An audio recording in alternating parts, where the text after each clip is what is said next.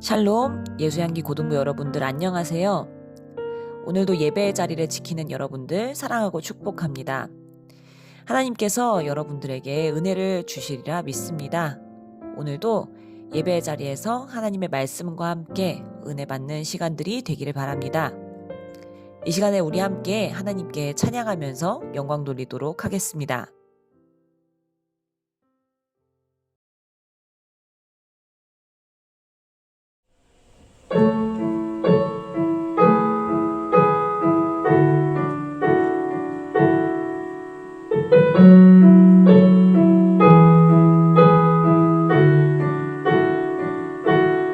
온 땅에 주인 되신 주님이 내 이름 하시며 사랑한 돌보네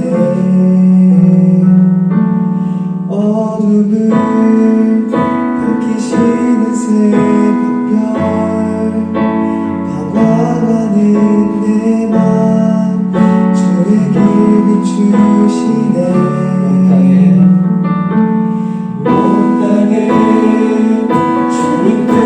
주님이 내 이름 하시며 사랑만 돌보네 어둠을 밝히시는 새벽별 방황하는 내맘 주의 길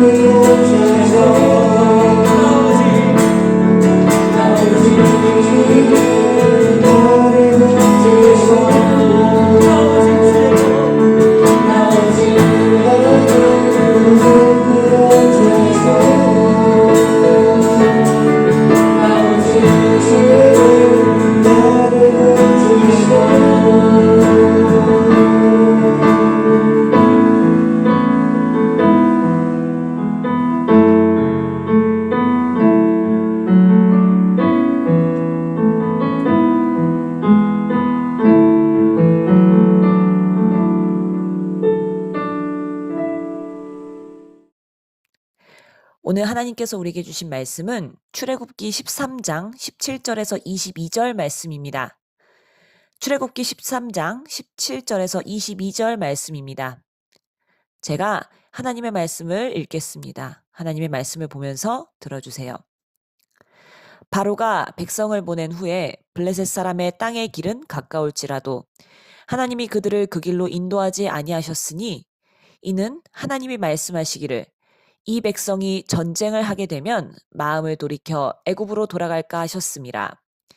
그러므로 하나님이 홍해의 광야길로 돌려 백성을 인도하심에 이스라엘 자손이 애굽 땅에서 대열을 지어 나올 때 모세가 요셉의 유고를 가졌으니 이는 요셉이 이스라엘 자손으로 단단히 맹세하게 하여 이르기를 하나님이 반드시 너희를 찾아오시리니 너희는 내 유고를 여기서 가지고 나가라 하였음이더라.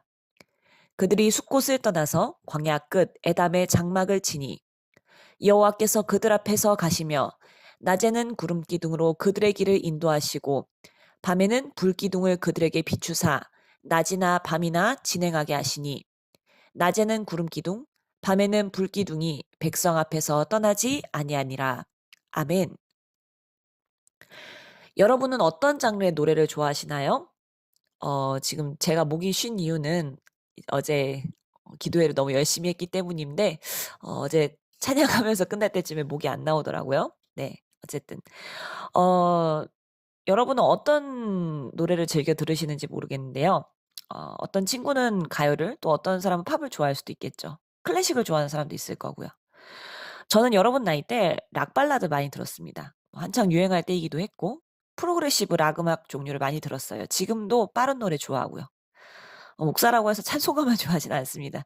CCM 안 듣는다고 여러분한테 뭐라 하는 거 아니에요. 아마 여러분도 좋아하는 노래가 하나씩은 다 있을 거예요. 노래를 너무 많이 좋아해서 또 다 세지 못할 정도일 수도 있겠죠. 사람들은 노래를 왜 좋아할까요? 제 생각에는 노래가 감정을 표현하기 가장 좋은 수단이기 때문에 그런 것 같습니다. 뭔가 슬픔이나 기쁨을 표현하고 싶은데 내 표현력이 모자랄 때가 있잖아요. 그런데 그때 내 마음을 대변하는 노래 딱 하나 들으면 어때요? 마음이 촉촉해지고 채워지는 느낌이 들죠. 그래서 사람들이 노래를 좋아하는 것 같아요. 우스갯소리로 배부르면 노래하고 춤추는 민족이 전 세계에 셋이 있다 그러는데 이탈리아 사람, 한국 사람, 그리고 유대인이라고 합니다. 성경에도 보면 시편이 전체가 다 노래예요. 우리 어른들도 그렇잖아요. 뭔 말을 할 때도 그냥 안 하고 가락을 붙여서 막 이야기를 하잖아요. 뭘 외우려면 노랫가락을 붙여서 외우는 경우도 많고요. 이스라엘 백성들도 그랬습니다. 출애굽기 15장에 보면 성경에서 제일 오래된 노래가 있어요. 그 노래의 내용은 무엇인가요? 이스라엘 백성들을 애굽에서 아주 놀랍게 탈출시켜 주신 하나님의 능력을 찬양하는 내용입니다. 이 노래가 입에서 입으로 전해져 내려오면서 이스라엘 사람들이 하나님을 계속 기억하게 하고 하나님을 기뻐하게 하는 훌륭한 통로가 되었죠. 사람은 기분이 좋으면 자기도 모르게 콧노래가 나오고 기쁘면 자기도 모르게 입에서 노래가 나옵니다. 이스라엘 백성들이 얼마나 기뻤길래 이렇게 긴 노래를 만들었을까요? 무슨 일을 겪었길래? 하나님께서 이 사람들을 어떻게 구원하셨을까요? 사실 하나님께서 이스라엘 백성을 인도하신 과정은 우리 생각과는 좀 달랐습니다. 우리 생각에는 하나님께서 이스라엘 백성을 애굽에서 끌어내시자마자 자, 가나안 땅으로 고고싱 최단 루트로 이러셨을 것 같지만 사실은 그게 아니셨다는 거죠. 430년 동안 애굽에만 있었던 이스라엘 백성들이 가나안 땅으로 가는 길을 어떻게 찾아갔겠어요? 아마 갈 길을 몰라서 허둥대고 불안하기도 했을 것입니다. 그런데 하나님께서 놀랍게도 내비게이션을 보내셨는데 13장 22절을 보면 낮에는 구름 기둥, 밤에는 불 기둥을 보내서 인도하십니다. 근데 여기서 더 중요한 사실은 뭐냐면 이 내비가 최단 거리를 가는 내비가 아니었어요. 지름길인 바닷가 길로 이스라엘 사람들을 인도한 게 아니라 뺑뺑 돌아가는 길을 선택했습니다. 그러니까 아무리 늦어도 2주면 갈 길을 40년에 걸쳐서 가게 하세요. 하나님 왜 그렇게 하셨을까요? 왜냐면 가장 빠른 길이 가장 최선의 길은 아니기 때문입니다. 가나안 땅으로 가는 해안 곳곳에는 힘센 이방 국가들이 여럿 있고 그들의 강대한 군대가 그들을 그냥 지나가게 두지는 않았을 거예요. 그것을 성경에서는 블레셋의 길이라고 했습니다. 그리고 이스라엘 백성들은 인제 막 뛰쳐나온 난민들이죠. 군대고 뭐고 없어요. 근데 싸울 준비가 안 된 이 이스라엘 난민들이 강한 군대를 만나면 계속 그 길을 가고 싶을까요? 아마 도로 애굽으로 돌아가겠다고 난리를 쳤을 거예요. 하나님도 말씀하셨죠. 17절에 이 백성이 전쟁을 하게 되면 마음을 돌이켜 이집트로 돌아갈까 한다고요. 실제로 이스라엘 사람들이 40년이 지나서 가나안 땅에 도착했음에도 불구하고 이미 수많은 전쟁의 경험치를 좀 겪었음에도 불구하고 그곳 사람들의 거대함을 보고 두려운 나머지 다시 이집트로 돌아가려 했었습니다. 하나님은 이스라엘 백성들을 안전한 길로 인도하시고 그들이 가나안 땅에 들어가서도 싸울 수 있도록 40년 동안 준비시키신 것이었죠. 우리도 그렇습니다. 하나님께 기도할 때 때로는 하나님의 응답이 너무 늦어져서 하나님의 존재에 대해서 의심하기도 하고 하나님이 들어주시지 않는다고 실망할 때도 있죠. 내가 원하던 길이 아닌데 그 길로 가게 하시는 경우도 있습니다. 그러나 하나님께서 우리를 멀리 돌아가게 하시는 이유가 다 있습니다. 여전히 우리는 하나님의 큰 그림 가운데 아주 작은 부분밖에 볼 수 없고 지나고 보면 그것이 다 하나님의 뜻이었다는 사실을 깨닫게 돼요. 엉뚱한 길 같아 보여도 안심하세요, 여러분. 여러분이 하나님을 의지하면 하나님이 인도하십니다. 제 친구들 중에는 가까운 데로 대학을 가고 싶지 않아서 전문대 4차까지 쓴 친구가 있어요. 그런데 그 친구는 결국 멀리 쓴 데는 다 떨어지고 제일 가까운 데로 갔어요. 근데 그 친구가 나중에 하는 말이 뭐냐면 그때 내가 집 근처를 떠나서 학교를 멀리 갔다면 난 분명히 신앙생활 안 했을 것이다. 여기 있었기 때문에 하나님 계속 만나고 또 찾게 하시고 다른 친구들과 같이 붙여놓으셨다라는 고백을 하더라고요. 하나님은 때로는 우리가 이해할 수 없는 방향으로 우리를 인도하시는 것 같아 보입니다. 우리를 순탄한 길로만 이끄시진 않죠. 만약에 이스라엘 백성에게 하나님께서 가나안 땅을 주는 것만이 목적이셨다면 아마 제일 빠른 길로 가게 하셨을 거예요. 하지만 하나님의 목적은 이스라엘 백성들에게 땅을 주는 것뿐만이 아니었습니다. 이스라엘 백성들이 어디를 가든지 하나님과 함께 하고 있다는 믿음, 어딜 가든지 하나님께서 보호해 주시고 지켜주신다는 그 믿음을 주시려는 것이 하나님의 목적이었어요. 하나님은 오늘 우리도 이 믿음을 가지기를 원하십니다. 그래서 14장을 보면 하나님은 이스라엘을 다시 돌이키셔서 바다와 사막 가운데 장막을 치라고 말씀하세요. 잘 도망가다가 다시 유턴하래요. 그리고 거기 멈추래요. 완전 포위됐어요. 얼마나 어이없는 상황이고 또 얼마나 두렵겠어요. 뒤에서 파라오가 눈 시퍼렇게 뜨고 쫓아오고 있잖아요. 아마 파라오는 자기가 이스라엘 백성들을 반드시 잡아서 다시 노예로 만들 수 있다고 생각했을 것이고 이스라엘 백성들도 그렇게 생각하고 두려워했습니다. 그것이 우리의 상식이죠. 사람은 기본적으로 자기 경험을 의지합니다. 그래서 상식에서 벗어나기 힘들어요. 그리고 상식적으로 이스라엘 백성들도 파라오에게서 벗어날 수 없어 보였습니다. 그런데 우리가 한 가지 생각할 수 있는 것이 있어요. 이스라엘 사람들이 이미 이집트에서 어떻게 하시는 하나님을 만났나요? 상식을 뛰어넘어서 기적으로 역사하시는 하나님을 이미 충분히 체험했습니다. 10가지 재앙을 통해서. 하나님은 사람의 모든 생각보다 더 크신 하나님인 걸 이미 알고 있어요. 그들을 그곳으로 인도하신 분이 바로 그 놀라운 하나님이세요. 근데 이스라엘 백성들이 그것을 잊고 있었던 것이죠. 그러니까 이스라엘 백성들의 진짜 문제는 이집트에 포위된 게 문제가 아니라 이때껏 놀랍게 역사하신 능력의 하나님을 잊어버린 거예요. 사랑하는 여러분, 우리의 진짜 문제는 우리 상황이 문제가 아니라 우리가 무엇을 상상하든 그 이상을 계획하고 계시는 하나님을 잊어버린다는 것입니다. 그 하나님만 의지하면 그 하나님의 사랑과 능력을 신뢰하기만 하면 모든 것을 뛰어넘고 이길 수 있는데 그 하나님을 잊어버리고 있으니까 주저앉아서 좌절하고 벌벌 떨고 있는 거예요. 그리고 불평하기 시작합니다. 이게 우리 모습이에요. 삶에서 하나님의 은혜와 선하심을 너무 많이 체험했고 또 앞으로도 계속해서 체험해 갈 것임에도 불구하고 하나님의 계획을 신뢰하지 못하고 당장 주시지 않으면 불평해요. 하나님 의심하는 이스라엘 백성들처럼 우리도 때로는 우리를 향한 하나님의 선하신 계획을 믿지 못하도록 유혹을 받습니다. 또 어려운 상황에 놓이기도 해요. 하나님 그거 다 아시죠? 그래서 하나님께서 이제 모세를 통해서 이스라엘 백성에게 말씀하십니다. 14장 13, 14절을 같이 읽어볼까요? 시작. 너희는 두려워하지 말고 가만히 서서 여호와께서 오늘 너희를 위하여 행하시는 구원을 보라. 너희가 오늘 본 이집트 사람을 영원히 다시 보지 아니하리라. 여호와께서 너희를 위하여 싸우시리니 너희는 가만히 있을지니라. 아멘. 하나님이 하시는 걸 그냥 보기만 하면 된다는 거예요. 하나님 내 대신 싸워주신다는 거예요. 상황과 환경을 보지 말고 하나님의 능력만을 바라보라는 거예요. 그리고 순종하라는 거예요. 순종을 일단 하면 그 결과는 하나님께서 책임지시겠다는 거예요. 그렇게 되면요. 어떤 환경도 두렵지 않아요. 어떤 것보다도 언제나 하나님이 더 크신 분이시기 때문에 우리가 때로는 혼란스러울지라도 일단 하나님을 의지하고 순종하면 하나님이 놀랍게 역사하시고 그 어떤 문제보다도 더 큰 분이 하나님이심을 보여주신다는 것입니다.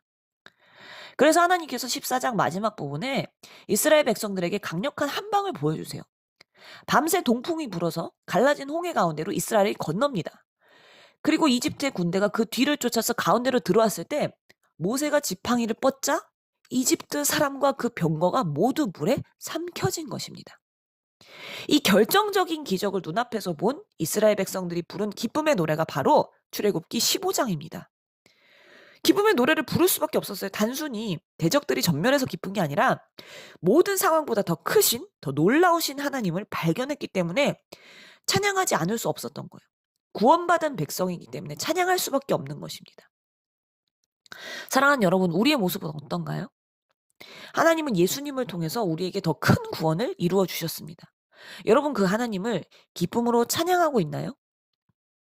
사랑하는 예수향기 고등부 여러분, 저는 여러분의 삶 속에서 놀랍게 역사하시는 하나님을 여러분이 구했으면 좋겠습니다. 그 하나님을 만났으면 좋겠어요. 그런 체험을 달라고 기도했으면 좋겠어요. 힘들 때마다 아플 때마다 하나님의 인도를 구하는 여러분 되시길 바라요. 그럼 하나님 반드시 들으시고 응답하세요. 때로는 멀리 돌아가더라도 가장 좋은 길을 여러분에게 주실 거예요. 확신할 수 있어요. 저도 어릴 때 그랬어요. 저도 어릴 때 불평했고 또 힘들어했습니다. 사실은 하나님은 근데 그것마저 안타깝게 여기시고 그 순간에도 사랑을 주시는 분이 우리 하나님이세요. 여러분 그 놀라우신 하나님을 구하세요. 찾으세요. 두드리세요. 그리고 체험하세요. 그 놀라우신 하나님 발견하게 되면 다른 이들에게 자랑하지 않고는 못 베길 거예요. 그리고 여러분이 사랑하는 그 사람도 여러분과 같은 즐거움을 경험하게 되기를 원할 거예요. 그 하나님을 발견하고 다른 사람들에게 그분을 전하고 싶어지는 여러분의 마음이 되기를 축원합니다. 여러분도 이스라엘 백성처럼 정말 기쁨의 찬양을 진정으로 드릴 수 있기를 바랍니다. 그래서 찬양하는 삶으로 매일 구별된 삶으로 문제보다 더 크신 하나님을 기뻐하는 저와 여러분이 되기를 간절히 축원합니다. 아멘. 기도하시겠습니다. 살아계신 주님 감사합니다. 우리는 때로 넘어지고 또 좌절하고 때로는 하나님의 응답이 너무 늦어진 것 같아서 하나님에 대해 의심하기도 하고 실망할 때도 있습니다. 하나님 그러나 우리는 사람이고 하나님이시기에 여전히 우리를 향하신 크신 계획이 있고 또 우리가 믿든 믿지 않든 알든 모르든 하나님은 하나님의 일을 하고 계신다는 것을 우리가 믿고 또 오늘도 주님 연약한 우리가 주님 의지하며 따라갑니다. 문제보다 더 크신 하나님 믿고 순종하며 의지하며 나아가는 저희가 되게 하여 주시옵소서. 그래서 결국 하나님께서 우리에게 허락하신 것들을 보고 기쁨의 노래를 부르는 우리 예수향기 고등부가 되게 하여 주시옵소서. 살아계신 예수님의 이름으로 간절히 기도합니다. 아멘. 오늘 온라인 예배를 열심히 드린 여러분 사랑하고 축복합니다. 이번 한 주 동안도 삶 속에서 예수님을 전하는 한 주가 되길 바라고요. 코로나19 상황이 속히 마무리되도록 기도해 주시기 바랍니다. 또 오프라인 예배도 잊지 마세요. 6월 마지막 주 주일인 27일에 전교인 성경 암송 대회가 있습니다. 암송할 말씀은 고린도전서 13장입니다. 여러분 함께 참여해 주시고 또 같이 고린도전서 13장을 묵상하는 시간이 되기를 바랍니다. 이제는 우리 주 예수 그리스도의 무한하신 은혜와 아버지 하나님의 극진하신 사랑과 보혜사 성령님의 감화감동 내주 교통하신 은혜와 강복하심이 오늘도 문제보다 크신 하나님을 의지하며 엉뚱한 길 같아 보여도 때로는 납득이 안 되더라도 순종하고 하나님을 의지하며 나아가기를 원하는 또 그렇게 결단하고 행하는 우리 사랑하는 예수양기 고등부 한 사람 한 사람 머리머리 위에 지금으로부터 영원토록 함께 하시기를 간절히 축원하옵나이다. 아멘.